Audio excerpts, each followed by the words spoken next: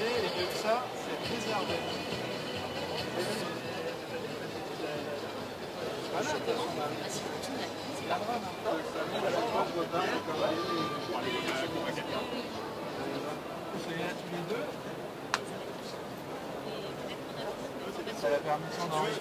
Je m'appelle Abdel Alouache, Abdel Latif, mais tout le monde m'appelle Abdel.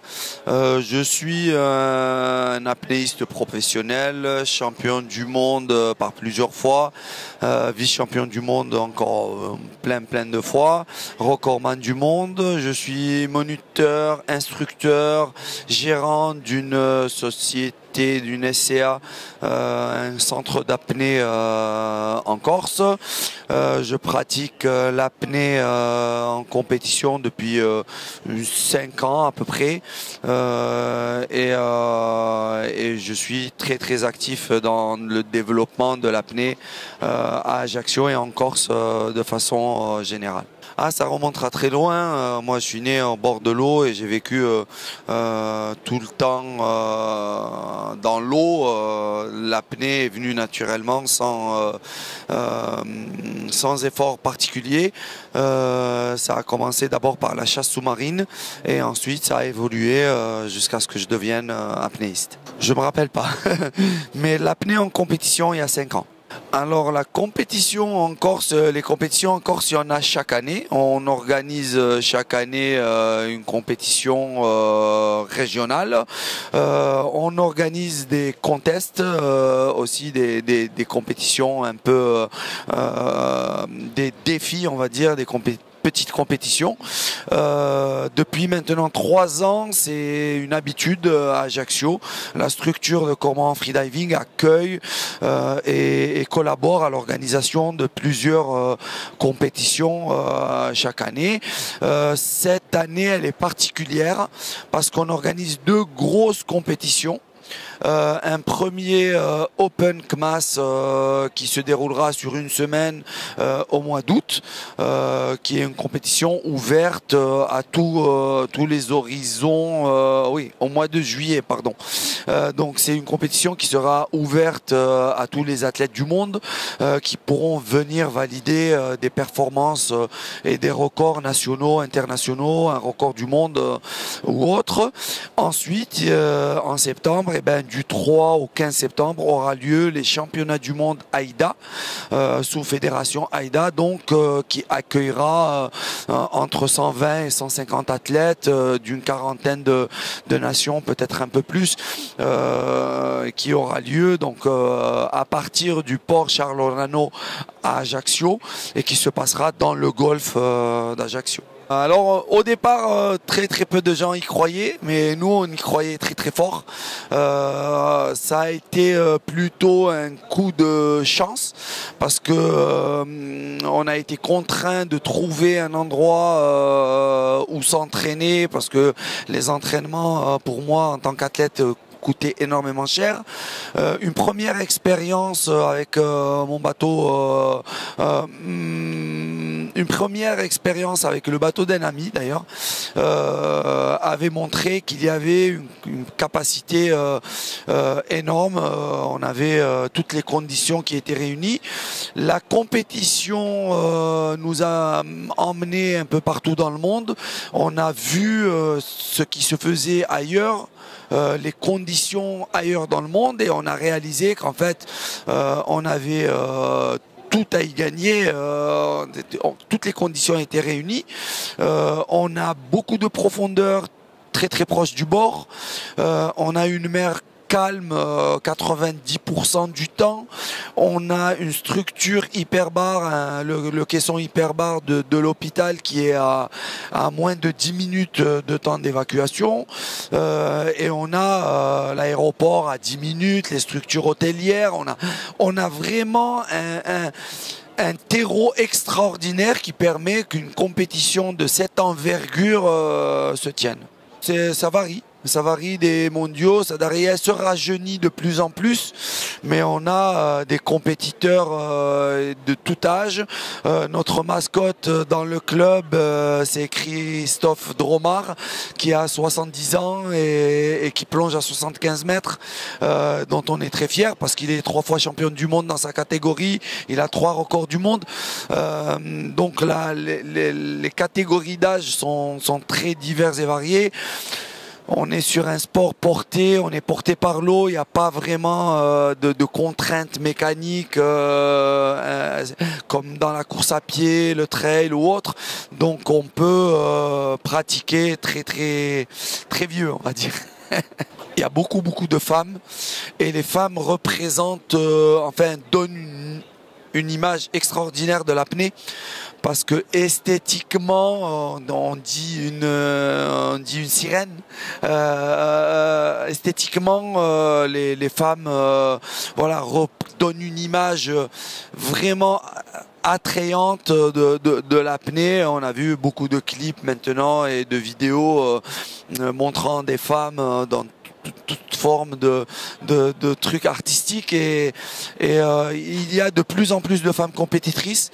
On est arrivé même à convaincre les anti-compétitions dont ma coach à devenir compétitrice. Donc il y a de plus en plus de femmes. Oui. C'est pratiquement proportionnel. Proportionnellement, c'est équilibré pratiquement entre les femmes et les hommes. Aujourd'hui, techniquement, il y a une énorme différence pour la simple raison que l'apnée a évolué beaucoup évolué. Les choses ont changé. C'est un sport jeune, mais il y a beaucoup de recherche qui a été développée autour. Donc ça a progressé. Les résultats aujourd'hui sont juste phénoménaux. On parle de médailles décrochées avec des plongées à plus de 130 mètres. C'est phénoménal. Mais en même temps, le Grand Bleu a été en quelque sorte une sorte de boost, une sorte d'engrais qui a fait plus vite pousser l'arbre. Ça a été vraiment un élément... Ça a été un élément déclencheur peut-être au départ, mais après vraiment tout le monde s'y réfère et beaucoup ont une fibre, on va dire, sentimentale accrochée au Grand Bleu. Aujourd'hui, la jeune génération connaît peut-être moins, mais c'est sûr que dans le cadre général, les plus anciens, les encadrants, les moniteurs, ceux qui enseignent l'apnée ont certainement un lien, une fibre connectée au Grand Bleu. D'accord.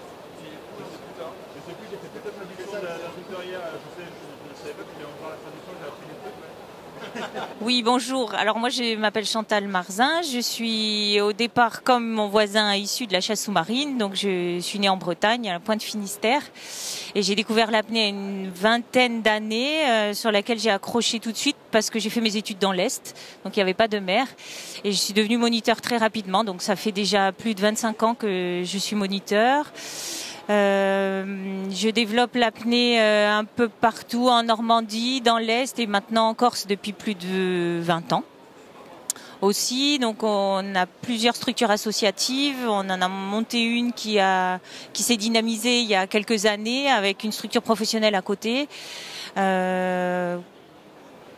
Et c'est vrai que moi j'étais plutôt pas très compétition, voire anti-compétition, puisque mon voisin en a parlé et puis j'ai rencontré Abdel, donc qui a voulu travailler avec moi. Au départ, je lui ai plutôt refusé en disant que ça m'intéressait pas, et puis finalement on a travaillé techniquement. Je suis devenue son coach parce qu'il me l'a demandé officiellement pour qu'on travaille ensemble sur des aspects techniques. Finalement, il m'a amené à la compétition. Je suis allée avec lui. Il a validé des records de France, des médailles de France. Il a validé des records du monde avec des médailles de champion du monde. Donc on a dit, bon, peut-être que c'est quand même un peu intéressant. Ça rassemble des gens, on partage la même passion. Il y a des émotions finalement qu'on ne peut faire nulle part ailleurs qu'en compétition. Avoir toute la planète entière qui se rassemble sur un événement pour une passion commune, c'est juste extraordinaire. Vous pouvez pas faire ça ailleurs. On aura beau faire des salons, il n'y aura pas l'émotion de la compétition. Donc on a commencé à organiser nous-mêmes des compétitions. Il m'a inscrit à une compétition, j'ai fini par être athlète aussi, donc je suis également Alors, on a parlé de formation, je suis moniteur, je suis instructeur régional, mais je suis aussi maintenant athlète, devenue avec des titres de championne de France sur de l'apnée verticale. Il y en a tellement, les multi-records du monde, j'ai 5 médailles d'or maintenant, 11 médailles d'argent, c'est ce qu'on avait compté, 14 médailles d'argent, enfin on les compte même plus, 2 records du monde, il a multiples records de France, je crois il y en a 6 ou 7, 9, voilà, j'arrive même plus à les compter, pourtant je suis sa coach. Hein. Mais comme notre grand intérêt c'est de travailler techniquement avec lui, après quand les médailles arrivent, on les enchaîne, on a un tableau, on a un palmarès, mais c'est plus ça qui compte. Après ce qu'on aime aussi c'est repartager, déployer, diffuser, on fait beaucoup de formations, beaucoup de stages où on partage avec tous les stagiaires de tout niveau, du débutant jusqu'à l'élite. Et on encadre, et ce qu'on aime particulièrement c'est de mélanger tout le monde et que tout le monde se sente à l'aise. Il n'y a pas de niveau en apnée, on se dépasse soi-même, on va là où on a envie d'aller, on travaille tous ensemble, nous on partage volontiers tout ce qu'on sait, tout ce qu'on a appris, parce qu'on sait que derrière ça va s'essaimer et déployer l'activité comme ça l'a déployé en Corse. Tous les ans on augmente le nombre de personnes à venir partager avec nous. J'étais en chasse sous-marine, j'étais dans l'eau et j'étais dans l'eau tout le temps. Je suis arrivée dans l'est de la France, il n'y avait plus d'eau. Je suis allée dans une piscine, j'ai rencontré des apnéistes, je comprenais pas ce qu'ils faisaient dans une piscine. Et puis j'ai accroché de suite avec l'ambiance, l'émotion, le partage, l'envie de faire de l'apnée pour travailler toute la saison en hiver en piscine, pour après arriver en mer. On allait tous les ans, on descendait à Villefranche pour rencontrer les apnéistes du sud qui nous prenaient pour des extraterrestres d'arrivée de l'est pour faire de l'apnée en mer. Et c'était juste extraordinaire de se dire qu'il y a des gens comme à Paris qui s'entraînent toute l'année pour juste être au top forme quand ils arrivent après en mer. Alors moi j'ai pas des records, j'ai 2, 3, 4, 5 titres de championne de France, c'est ça? Ouais. Non, mais peut-être 2 encore parce que Aïda aussi. Ouais. Et je suis championne de Corse aussi sur plusieurs disciplines puisqu'on a des championnats régionaux maintenant qu'on a développés. De rejoindre un club, une association, un groupe, surtout ne pas travailler tout seul, ne pas essayer de se dire qu'il a des capacités tout seul. Des clubs, il y en a partout en France, ça a été essaimé partout. Il rencontre des gens, des passionnés, des gens qui vont le guider, qui vont l'accompagner pour trouver les meilleurs gestes, lui dire qu'il y a tous les niveaux, qui viennent partager, essayer de faire il y a différentes activités et disciplines aussi, peut-être qu'il y en a une qui va lui plaire plus que l'autre. Découvrir avec d'autres personnes, surtout pas rester tout seul. Oui, bien sûr, on a développé ça donc avec Abdel. On s'est proposé parce que comme il a expliqué, je l'ai entendu tout à l'heure, je le suis donc dans les compétitions. Je suis aussi dans l'équipe Aïda France. Donc je vais aussi au championnat du monde Aïda et on a comme ça voyagé dans le monde. On s'est rendu compte qu'en Corse, on avait quand même un lieu unique qui répondait à toutes les conditions. Donc on a postulé pour recevoir et accueillir le championnat du monde Aïda. Donc Association internationale du développement pour l'apnée. On a été lauréat, donc on est très fiers d'annoncer qu'on va accueillir en Corse le championnat du monde Aïda cette année. Et oui, nous on est sur place, donc maintenant on est les organisateurs locaux, quoi, hein. Il y aura une 50aine de nations pour 120 à 150 athlètes à peu près.